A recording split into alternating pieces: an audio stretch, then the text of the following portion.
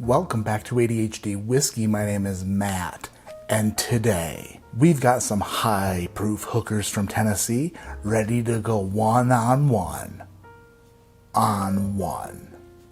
What I'm going to do is compare the Coy Hill, which nobody can get, to a couple single barrel Jack Daniel barrel proof buggers to find out which Jack will take the sack of winnings. Before we get into this bourbon skirmish, I need to tell you about today's video sponsor, IntoTheAM.com. Some people would call IntoTheAM.com the best place on the internet for the comfiest clothes. They have basic tees, which are basically friggin' awesome. If you want something a little less basic and a little more not basic, their graphic tees also spectacular. New designs coming out all the time, like this guy. It's an astronaut in space with a net, just hanging out on the moon. They also have underpants and outerwear, hoodies, sweatshirts, long sleeves, all the stuff to make you not naked.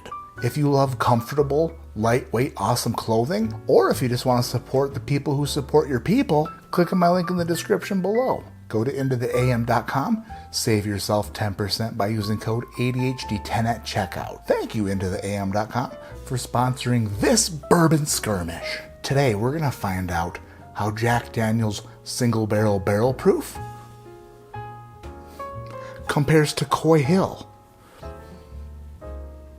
All right, boys, if you're ready for this bourbon skirmish, touch tips and let's get it on. First up, Jack Daniel's Coy Hill. It's 9 years old and 140.6 proof.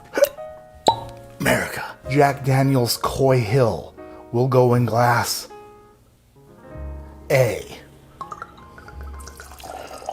because it's amazing. Jack Daniel's single barrel proof, Lucas Wine and Spirit Superstore pick, 132.3 proof, will go in glass B. America.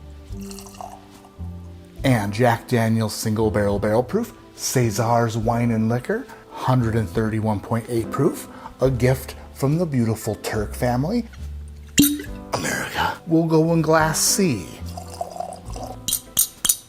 Spinning and spinning so fast. I don't know which one is which. I have no idea. But look at them go. Look at them go so fast. They're going so fast. Going so fast. And stop. Glass number one.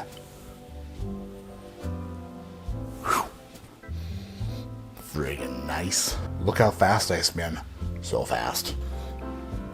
Glass one smells remarkable. Wow. Extremely ripe raspberries and strawberries mushed up in like some sort of port wine. It's like a sweet red wine mixed with a bunch of red berries. The proof is really coming off of the glass. You can tell that this isn't a weak-ass Jack Daniels. You can tell that this Jack Daniels grew up to be an SOB on testosterone, HGH, and some sort of synthetic steroid. All right, glass number one, down Matt's hatch.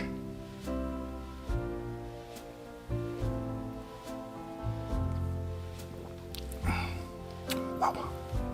Ooh, caramel. Wow.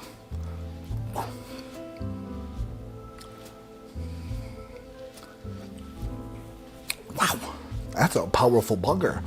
For some reason, I get this very specific note on the back end of all these Jack Daniels products. It's on the very back of the palate after you swallow it. It's like the aftertaste, but it's like a very distinct note on all Jack Daniels products. And I know everybody out there gets that note. But the question is, what do you think that note tastes like? For some reason, my idiot brain thinks it tastes like a red wine. That's like the drying, red winey flavor.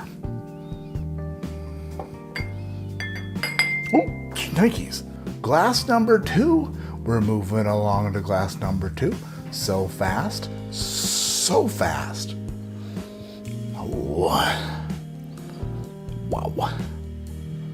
This one smells a little bit darker and deeper. I picture this being thicker, more of a molasses on this one, on glass two.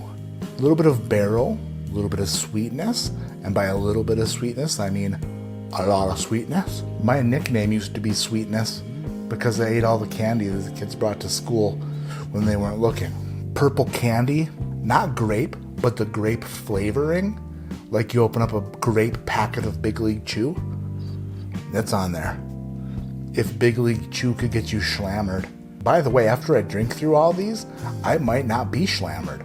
I might be thrashered, which is one step past slammered. Some people would say that being thrashered means that you wake up in the morning in the shower, and the shower is running.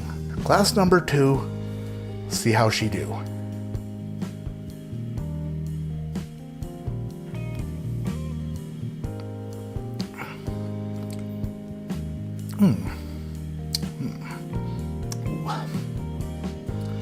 Wow. Oop, there it is. There's that taste I get. I thought it wasn't going to be there, but then boom, bang, pow, right there it was. This one seems to be a little bit creamier, a little bit better put together. Glass number 2 is more cohesive. It's not as spiky as glass number 1 was. It seems to coat the palate from front to back in an even measurement. It's not taking sharp turns and going off-road down like friggin' 2 tracks. I do like glass number 2 a lot. These high-proof Jack Daniels products are just banging. All right, glass number 3. Glass number 3. I'm 4 sips deep on this high-proof Jack Daniels train, and clickety-clack, clickety-clack. Look who's coming down the track. Slammered! Slammered's coming down the track. Glass 3.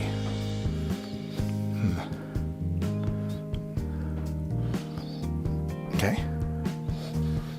Glass 3 is a lot of ethanol in the nose. Glass 3 is like dark fruits and oak and a very strong ethanol. Wow. Okay.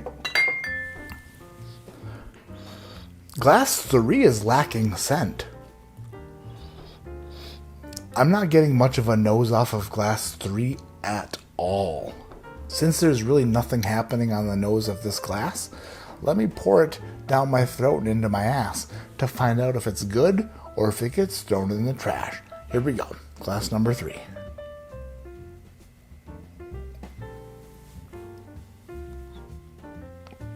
Put together very nicely.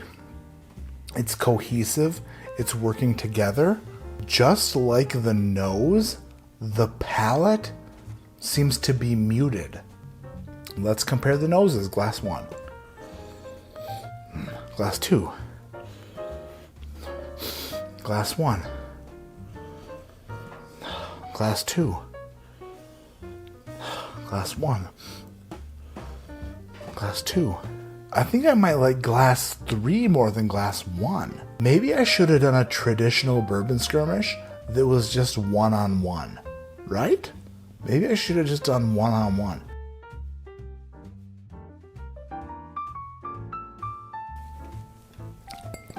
Glass 2 is my favorite, for sure.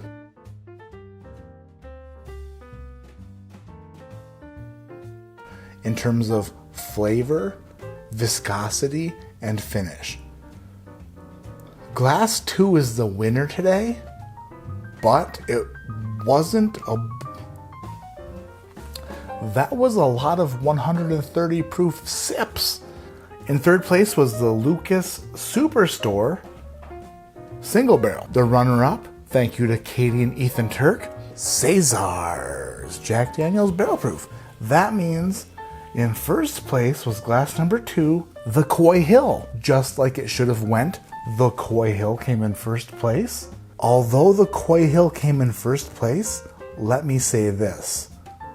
Way closer than I thought it would be. Obviously, it was better and I preferred it over the other single barrels, but it wasn't like night and day. The single barrels held up just fine. Going into this, I thought it was going to be much different. I thought the Coy Hill was going to just... But I was wrong. The Coy Hill... But not as friggin' fast or crazy as I thought. The Coy Hill... but gently, and with like a little bit of remorse maybe. My name is Matt, this is ADHD Whiskey, and like I always say, keep your head in the clouds, but your mind on doing something nice for a friend, especially if they're having a bad day. Last weekend, a very special friend of mine was having a bad day. So I did what any great friend would do. I Googled how to help someone who's having a bad day. The first recommendation that Google gives you is this: take them to an animal shelter.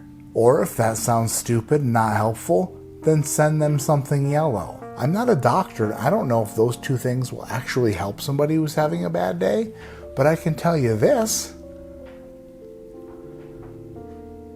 I at least Googled it.